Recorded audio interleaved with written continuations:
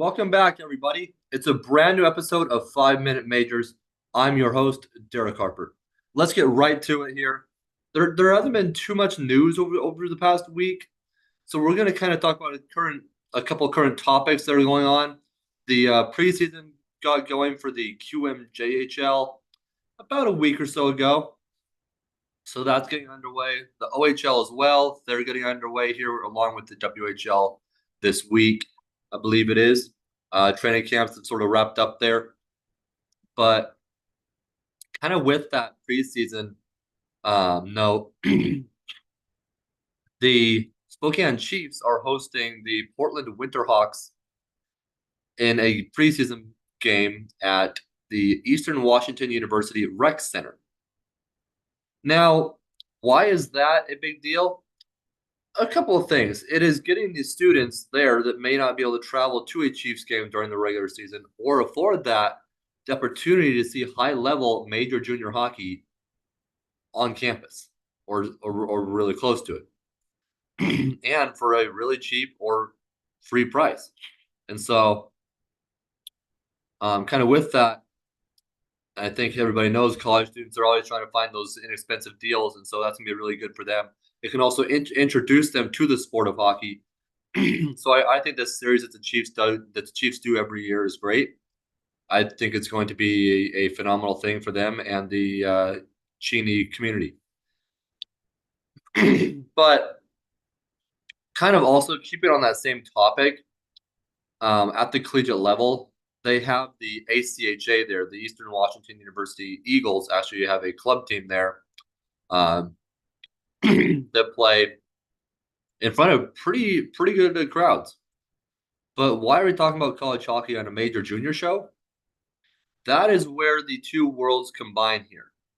And so there's been a topic for a number of months swirling about the NCAA and CHL coming to a deal. We're yet to hear anything on an official press release or news announcement, but everybody seems to think that it's going to happen here soon, possibly sometime this summer or over the next year sometime.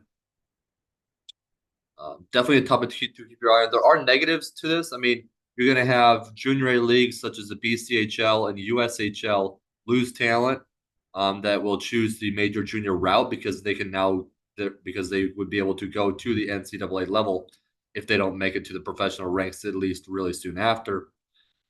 So there is that downside, and the other league that's going to be impacted by this deal, assuming that it happens, is the U Sports up in Canada, because right now any player that doesn't make it to the pros, but they spend time in the CHL, well, they can't go to the NCAA.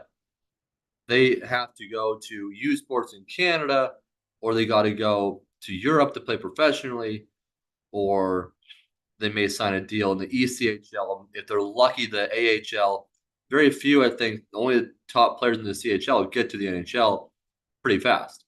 But if they don't make it to a professional league, whether it's overseas or in the U.S., even the SPHL, maybe they end up going to U Sports, and some just don't play hockey after that. And so this would solve that challenge because they could go play at the NCAA level, and also with that, maybe makes some money. That could be with NIL deals. And so I think there are a lot of positives to this. I know it would impact all the great junior A leagues out there, from the North American League to, like I said, the USHL and the BCHL, which are probably considered right now the top two leagues in North America. The BCHL used to have an American team. They're now in the WHL, the Wenatchee Wild. The USHL is a great league for kind of top prospects in the U.S. that want to stay on the college route. But the thing with that is that league doesn't really span out west.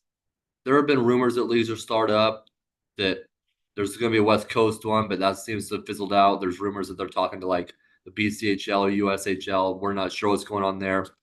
Um, but if we hear anything, we'll keep you posted on that, because that could impact the major junior ranks out west, such as the WHL, especially their US division.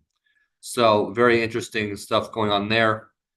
But I see this as beneficial. I know it would impact the junior A leagues, but in a way, I think they could also still succeed because yeah, they maybe have the top players go to the CHL, but at the same time, I think you could see some other players step up and find success in those junior A leagues that might currently be overshadowed by players that would otherwise be in the CHL, but they want to pursue that NCAA contract. And so there's that, but definitely something to keep your eye on over the next year. Until next episode, we'll see you later.